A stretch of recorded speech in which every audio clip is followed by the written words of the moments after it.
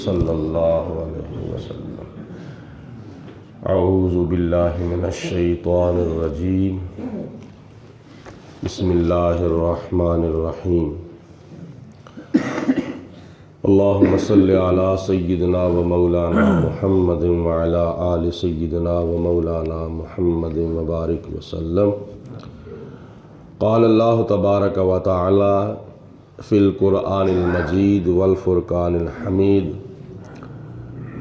قالت ان الملوک اذا دخلوا قریۃ افسدوها وجعلوا اعزۃ اہلها اذلہ وکذالک یفعلون۔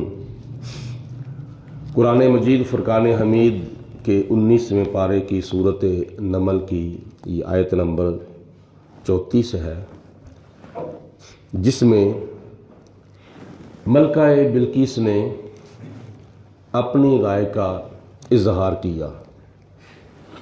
گزشتہ آیات میں اس نے پوچھا تھا کہ میرے پاس حضرت سلیمان علیہ السلام کا مکتوب آیا ہے اور اس نے مجھے اپنا تعارف بھی کرایا ہے اور مجھے اس نے آگاہ بھی کیا ہے، مجھے اس نے وارننگ بھی دی ہے، اب بتاؤ تمہارا کیا مشورہ ہے۔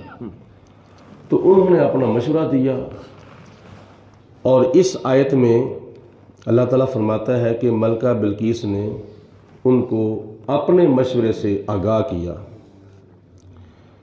اور جیسا کہ میں نے پہلے بھی عرض کیا تھا کہ جناب سلیمان علیہ السلام کو اللہ پاک نے پوری دنیا پر حکومت عطا فرمائی تھی، اور جہاں کہیں بھی آپ کو پتہ چلتا تھا کہ کسی بادشاہ نے سر اٹھایا ہے اور وہ ہدہد پرندہ آپ کو آگاہ کر دیتا تھا بظاہر، تو حضرت سلیمان علیہ السلام اس علاقے کو فتح کر لیتے تھے۔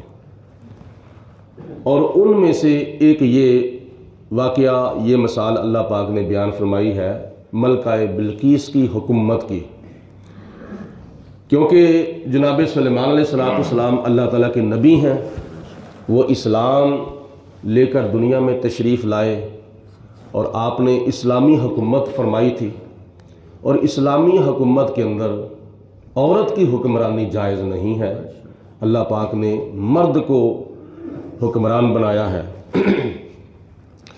قالت، اس نے کہا، اے میرے درباریوں، اے میرے امراء، اے میرے وزراء، اے میرے مشیروں، تم نے تو مجھے مشورہ دیا ہے کہ اگر آپ جنگ کے لیے ہمیں حکم دیں تو ہم جنگ کرنے کے لیے تیار ہیں، کیونکہ ہمارے پاس اسلحہ بھی ہے، ہمارے پاس طاقت بھی ہے، ہمارے پاس قوت بھی ہے، ہم جنگجو بھی ہیں، اور ہمارے پاس سب کچھ موجود ہے۔ تو اگر آپ حکم دیتی ہیں جنگ کرو جناب سلیمان علیہ السلام کے ساتھ، تو ہم جنگ کرنے کے لیے بھی تیار ہیں۔ ملکہ بلقیس چونکہ بادشاہوں کی عادتوں کو جانتی تھی، تو اس نے آگے سے کیا کہا، قالت ان الملوک اذا دخلوا قریۃ، اس نے کہا کہ جب بادشاہ کسی بستی میں داخل ہوتے ہیں تو پھر کیا کرتے ہیں، افسدوها، تو وہاں کے علاقوں کو تباہ کر دیتے ہیں، نیست و نابود کر دیتے ہیں، تباہ و برباد کر دیتے ہیں۔ یہ ان کا لڑنا فساد ہوتا ہے۔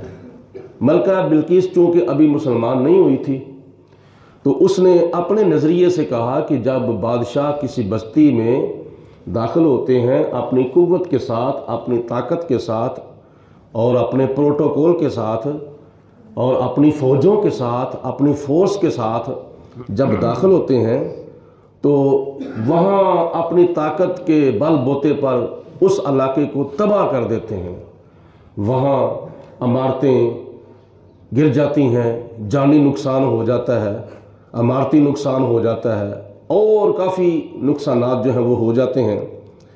تو کافر کا مسلمان کے ساتھ لڑنا یہ فساد ہے، اور مسلمان کا کافر کے ساتھ لڑنا یہ جہاد ہے۔ تو اللہ پاک نے فساد کرنے سے منع فرمایا ہے اور جہاد کرنے کا اللہ پاک نے حکم دیا ہے۔ یا ایھا النبی جاہد الکفار والمنافقین واغلظ علیہم۔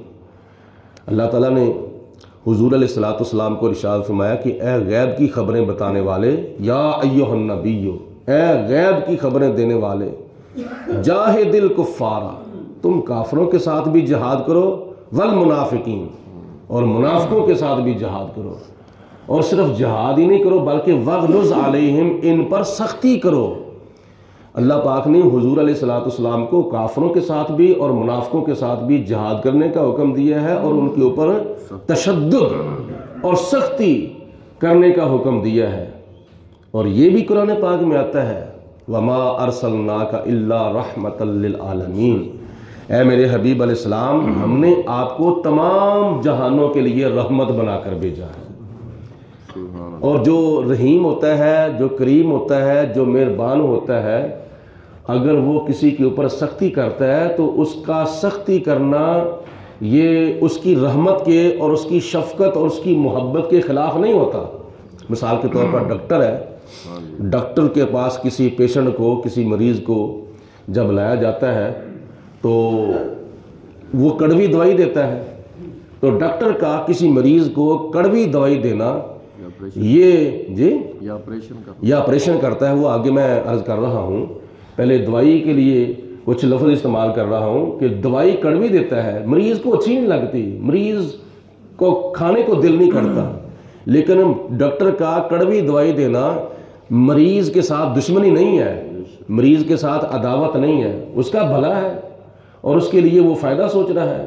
یا خدا نہ خاصہ سر سے لے کر پاؤں تک جسم کے کسی حصے کے اندر گندا خون جمع ہو جاتا ہے جو جسم کے نظام میں فساد کا سبب بنتا ہے، مثال کے طور پر پینڈس کا درد ہے، یا کیا نام ہے اور کوئی معاملہ بن جاتا ہے، تو ڈاکٹر کہتا ہے کہ جتنی دیر تک اس کا آپریشن نہیں کیا جائے گا اتنی دیر تک یہ سٹیبل نہیں ہوگا، یہ تندرست نہیں ہوگا۔ تو اس کے ورثاء کہتے ہیں جی ٹھیک ہے جی آپریشن کر دو۔ جب اس کو آپریشن تھیٹر لے جایا جاتا ہے تو اب وہی ڈاکٹر اس کے اوپر وہ چھریاں چلا رہا ہے، یا اس طرح کے آزار، اس طرح کے آلات جو ہیں وہ استعمال کر رہا ہے، اور اس کا خون بھی نکل رہا ہے، اور اس کا جسم جو ہے وہ پھاڑا بھی جا رہا ہے، چیرا بھی جا رہا ہے۔ خدا نہ خواستہ اللہ تعالیٰ نہ کرے کسی کے دل کے وہ بال جو ہیں وہ بند ہو جاتے ہیں، اور ڈاکٹر کہتے ہیں کہ اس کا بائی پاس آپریشن ہوگا، تو وہ اس کے جسم کا کوئی حصہ کہیں سے نکال کر کہیں اور ڈال رہا ہے، اس کا خون نکال رہا ہے، تو کیا ڈاکٹر اس کے ساتھ دشمنی لے رہا ہے، دعوت اس کے ساتھ کر رہا ہے؟ نہیں، اس کا بھلا کر رہا ہے، ڈاکٹر اس کے اوپر مہربانی کر رہا ہے، ڈاکٹر اس کو اللہ تعالیٰ سے شفا لے کر دے رہا ہے، اور ڈاکٹر اس کی تندرستی اور اس کی زندگی کا سبب بن رہا ہے، ڈاکٹر اس کا مسیحا ہے۔ اسی طرح نبی پاک علیہ الصلوۃ والسلام کو اللہ پاک نے طبیب دو جہاں بنا کر بھیجا، وما ارسلناک الا رحمۃ للعالمین، اے میرے حبیب علیہ الصلوۃ والسلام، آپ کو ہم نے تمام جہانوں کے لیے رحمت بنا کر بھیجا ہے۔ تو یہ پوری دنیا کے جو انسان ہے ایک جسم واحد کی طرح ہے، جسم واحد کی طرح ہے، تو جسم کے کسی حصے میں جب خرابی پیدا ہوتی ہے تو ڈاکٹر اس کا علاج کرتے ہیں۔ تو یہ پورے جہان کے اندر جو انسان ہے، اس کے اندر جو کافر ہے، یہ پوری دنیا کے انسان جسم واحد کی طرح ہے، تو یہ جو کافر ہے یہ جسم کے اندر خرابی ہے، یہ منافق جو ہے یہ جسم کے اندر خرابی ہے، یہ مشرک جو ہے یہ جسم کے اندر خرابی ہے۔ اے میرے حبیب علیہ الصلوۃ والسلام، غزوہ کے ذریعے، جہاد کے ذریعے اس جسم کا علاج کرو تاکہ یہ فساد ختم کیا جائے، تو نبی پاک علیہ الصلوۃ والسلام نے پھر جنگ بدر لڑی، جنگ احد لڑی، جنگ خندق لڑی، جنگ احزاب لڑی، جنگ تبوک لڑی، جنگ یرموک لڑی، جنگ حنین لڑی۔ حضور علیہ الصلوۃ والسلام نے متعدد جنگیں کافروں کے ساتھ لڑی، متعدد غزوات لڑے تھے۔ آج اللہ پاک کی ذات بابرکات کے پیارے حبیب علیہ الصلوۃ والسلام کے غزوات لڑنے کی برکت سے اسلام جو ہے وہ پوری دنیا کے اندر پھیلا ہوا ہے۔ اس وقت 313 مجاہدین میدان بدر میں تھے، اور اس سے پہلے آخر پہ نبی پاک علیہ الصلوۃ والسلام نے جب خطبہ حجۃ الوداع میدان عرفات میں دیا تھا، ارشاد فرمایا تھا، تو اس وقت 1.25 لاکھ صحابہ کرام نبی پاک علیہ الصلوۃ والسلام کے سامنے میدان عرفات میں موجود تھے۔ تو جب نبی پاک علیہ الصلوۃ والسلام نے آخر پہ ارشاد فرمایا کہ جو کچھ آپ لوگوں نے سنا ہے، جو موجود ہیں انہوں نے تو سن لیا، تو جو موجود نہیں ہے یہ میرا پیغام جو ہے وہ ان تک پہنچا دو۔ صحابہ کرام نے پھر دائیں بائیں آگے پیچھے عرب عجم یعنی پوری دنیا کے اندر جو اسلام پھیلایا تھا، آج اس کا نتیجہ یہ ہے کہ پوری دنیا کے اندر تقریباً 2.25 ارب لا الہ الا اللہ محمد رسول اللہ پڑھ رہے ہیں صلی اللہ علیہ وسلم۔ حضور علیہ الصلوۃ والسلام کا کلمہ 2.25 ارب کے لگ بھگ انسان جو ہے وہ پڑھ رہے ہیں۔ یہ ہے جہاد کا نتیجہ۔ آج بھی ہمارے حکمرانوں کی غلط فہمی ہے، جہاد جنگ کرنے سے نقصان ہوگا، جنگ کرنے سے یہ ہوگا، جنگ کرنے سے وہ ہوگا، جنگ مسئلے کا حل نہیں ہے۔ جنگ مسئلے کا حل اگر نہ ہوتا تو جنگ بدر کیوں ہوتی، جنگ احد کیوں ہوتی، جنگ خندق کیوں ہوتی، جنگ تبوک یرموک کیوں ہوتی، میدان کربلا کے اندر یہ کیا نام ہے جنگ کیوں ہوتی؟ جنگ ہی مسئلے کا حل ہے۔ اگر کافر سیدھی طرف نہ آئیں، ہندو سکھ سیدھی طرف نہ آئیں، یہود و نصارہ سیدھی طرف نہ آئیں، تو پھر جنگ ہی مسئلے کا حل ہے۔ کیوں؟ اس لیے اللہ تعالیٰ کے ارشاد کے مطابق اگر ہمیں کشمیر بھی واپس ملنا ہے تو جہاد سے ہی ملنا ہے، فلسطین بھی واپس ملے گا تو جہاد سے ملے گا۔ جتنے بھی مقبوضہ اسلامی علاقے ہیں پوری دنیا کے اندر، وہ اگر علاقے ہمیں اسلامی علاقے واپس ملنے ہیں تو جہاد کے ذریعے ملنے ہیں۔ مسلمان کا لڑنا فساد نہیں ہے، کافر کا لڑنا فساد ہے، مشرک کا لڑنا فساد ہے، ہندو کا لڑنا فساد ہے، سکھ کا لڑنا فساد ہے، اور غیر مسلموں کا لڑنا فساد ہے، اور مسلمان کا کافروں کے ساتھ لڑنا یہ فساد نہیں بلکہ یہ جہاد ہے۔ تو اللہ تعالیٰ کی ذات بابرکات نے ارشاد فرمایا کہ ملکہ بلقیس نے اپنے نظریے کے مطابق، کیونکہ وہ اس وقت مسلمان نہیں تھی، اس وقت کافرہ تھی، وہ سورج کی پوجا کیا کرتے تھے، اس وقت اس نے اپنے نظریے سے کہا قالت ان الملوک اذا دخلوا قریۃ افسدوها، کہ جب بادشاہ کسی بستی میں اپنی طاقت کے بل بوتے پہ داخل ہوتے ہیں تو پھر اس بستی کو اجاڑ دیتے ہیں، تباہ و برباد کر دیتے ہیں۔ وَجَعَلُوا أَعِزَّةَ أَهْلِهَا أَذِلَّةً، اور وہاں کے معزز لوگوں کو ذلیل کر دیتے ہیں۔ یہ بادشاہوں کا نظریہ ہوتا ہے۔ تو اللہ پاک کی ذات بابرکات نے یہ واضح فرمایا کہ ملکہ بلقیس نے اپنا نظریہ جو تھا وہ کیا نام ہے ظاہر کیا کہ اس کے ساتھ صلح کرنی چاہیے۔ کس کے ساتھ؟ حضرت سلیمان علیہ السلام کے ساتھ صلح کرنی چاہیے۔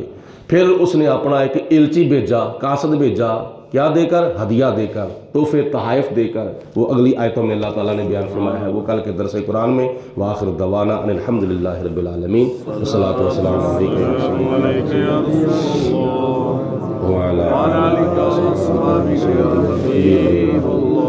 الصلاۃ والسلام علیکم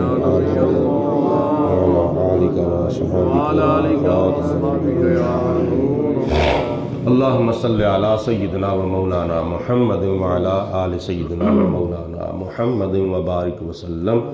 ربنا آتنا فی الدنیا حسنۃ وفی الآخرۃ حسنۃ وقنا عذاب النار۔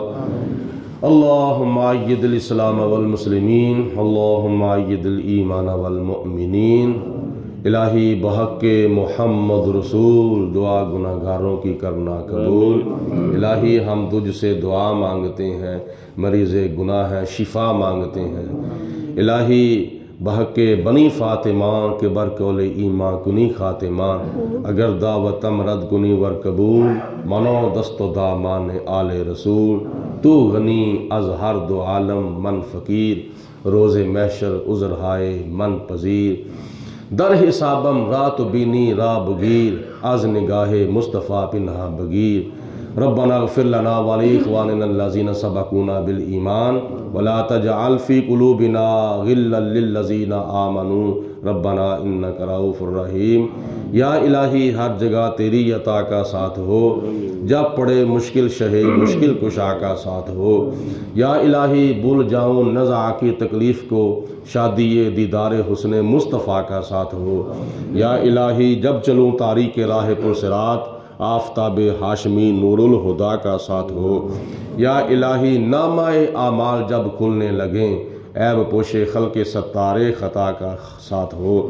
یا الہی جو دعائے نیک میں تجھ سے کروں، قدسیوں کے لب سے آمین ربنا کا ساتھ ہو۔ یا الہی جب رضا خواب گراں سے سر اٹھائے، دولت بیدار عشق مصطفیٰ کا ساتھ ہو۔ تڑپنے پھڑکنے کی توفیق دے، دل مرتضیٰ سوز صدیق دے، میں سو جاؤں یا مصطفیٰ کہتے کہتے، کھلیں آنکھ صلی علی کہتے کہتے۔ وصلی اللہ علی حبیبہ محمد و آلہ و صحابہ اجمعین برحمتک یا